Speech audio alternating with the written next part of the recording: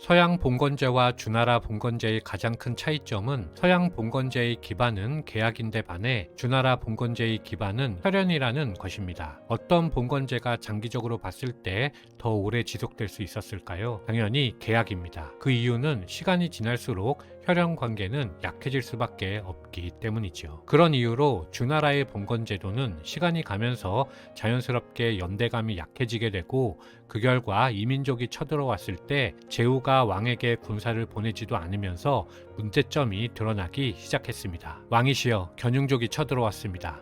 어서 피하십시오. 군대를 소집한 지가 언제인데 아직도 아무도 오지 않았단 말이냐. 기원전 771년 주나라 제12대 유왕은 서쪽 견융족의 공격을 받자 제후들에게 도움을 요청했지만 유왕을 도우러 오는 제후는 아무도 없었습니다. 따라서 유왕은 결국 죽임을 당했고 이듬해에 유왕의 아들이 제13대 평왕이 되어 나급으로 천도하며 왕위를 이었습니다. 이렇게 해서 서주시대는 막을 내리고 동주가 시작되었는데요. 동주시대에 비록 주왕실의 명맥은 이어졌지만 서주시절 아무도 왕을 돕지 않았음에도 불구하고 어떤 화도 당하지 않아서 주왕실의 권위는 땅에 떨어졌고 봉건제는 이미 유명무실해진 상태였습니다. 대신에 그 틈을 타서 힘센 제후들이 모두 자신이 천자인 양 행세함에 따라 크고 작은 전쟁이 많이 발생했습니다. 그렇게 많은 제후국들이 건국되고 사라지기를 반복하면서 중원을 넘나들었는데 이 시기를 춘추시대라고 하고 동주 중에서 전반기에 해당하죠. 춘추라는 명칭은 공자가 쓴 춘추라는 책 제목에서 유래합니다.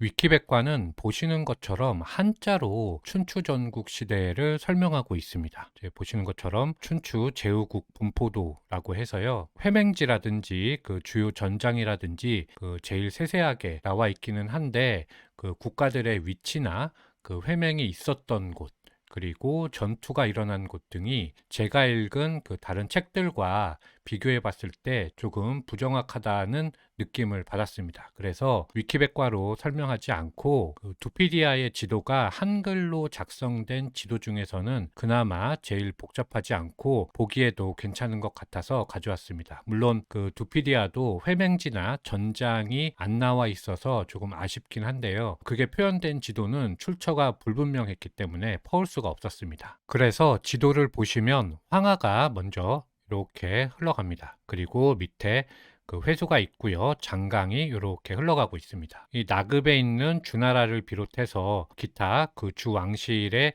제후 국가들이 이렇게 초록색으로 표현이 되어 있고요. 특히 춘추 오패가 이 노란색으로 제진, 초, 오, 월이 이렇게 표현되어 있습니다.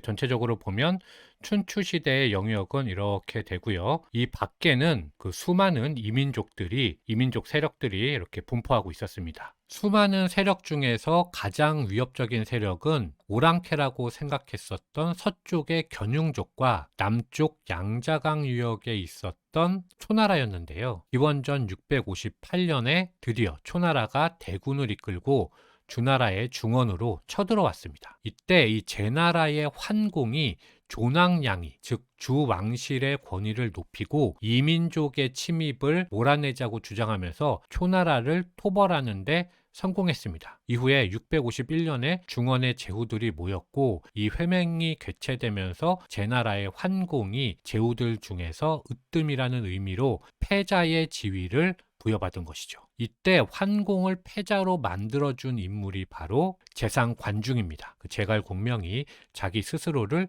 비유했던 인물이 바로 관중이죠. 이렇게 해서 주나라의 봉건 질서가 무너지고 중원의 패자에 의해서 유지된 통치 체제를 회맹 질서라고 합니다. 중원의 회맹 질서는 환공이 죽은 후에는 진나라의 문공으로 이어지게 되는데 이 문공까지는 조낭양이를 비롯해서 이 주왕이 봉건해준 이상 그 약소국이라 하더라도 이 사이사이에 약소국들이 많이 있었거든요. 이 약소 제후국이라 하더라도 함부로 병합해서는 안 된다라는 계절존망의 원칙이 지켜졌었습니다. 하지만 문공 이후에는 오랑캐라고 생각했었던 초나라를 비롯해서 오나라의 합려 부차, 월나라의 구천이 차례로 패자에 등극하면서 드디어 존왕양이나 계절 존망 따위의 쓸데없는 명분과 원칙은 사라져버리게 됩니다. 그러면서 오로지 힘에 의해서 패권이 가려지는 전국시대로의 이전을 차차 준비하게 되는 것이죠. 따라서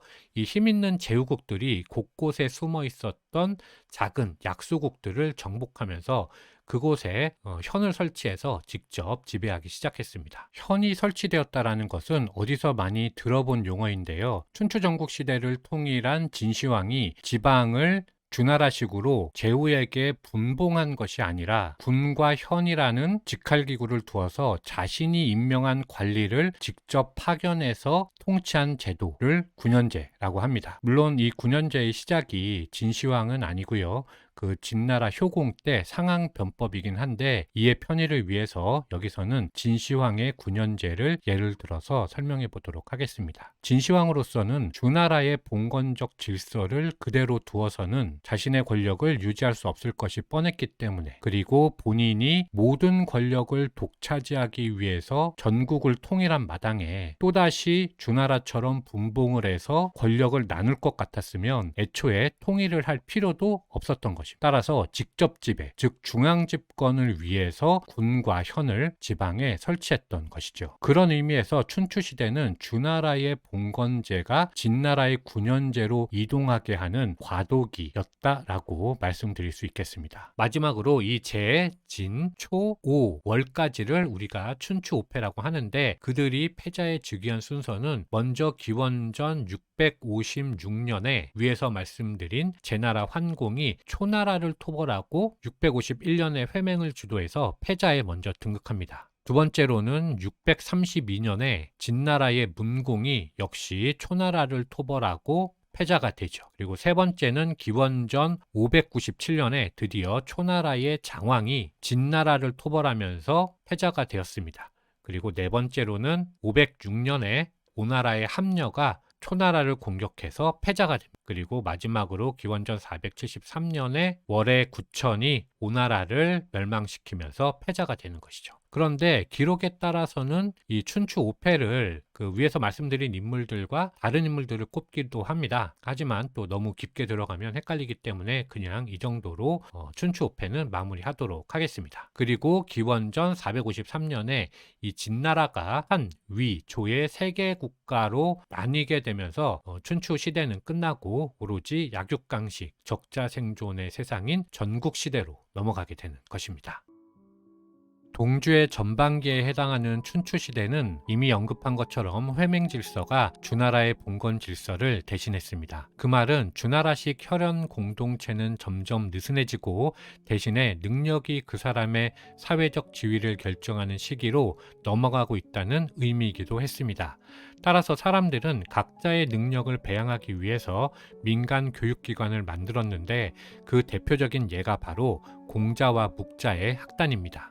이들이 제자들과 같이 생활하면서 자신의 사상을 자유롭게 제자들에게 전달하고 그 제자들이 다시 전국으로 흩어져서 영향력을 확대하였습니다. 그 결과 춘추시대와 전국시대를 거쳐 다양한 사상이 출현한 것인데 그것을 제자백가라고 부릅니다. 대표적인 사상으로는 유가, 법가, 묵가, 도가가 있습니다. 제자백가에서 가장 주목해야 할 것은 이들 사상의 목표가 정치에 참여하고자 했다는 점인데요. 제자백가들은 자신의 학문을 통해서 현실의 문제점을 해결하려 했기 때문에 그 내용이 정치와 윤리에 집중되었고 이 시기에 형성된 생각이 동양 철학의 바탕이 되어서 2000년이 지난 지금까지도 동북아시아의 사상과 문화에 결정적인 영향을 주었습니다. 유가는 인의를 중시하고 법가는 법률에 의한 통치, 묵가는 보편적인 사랑, 도가는 무의자연을 설파하는 시기였지요.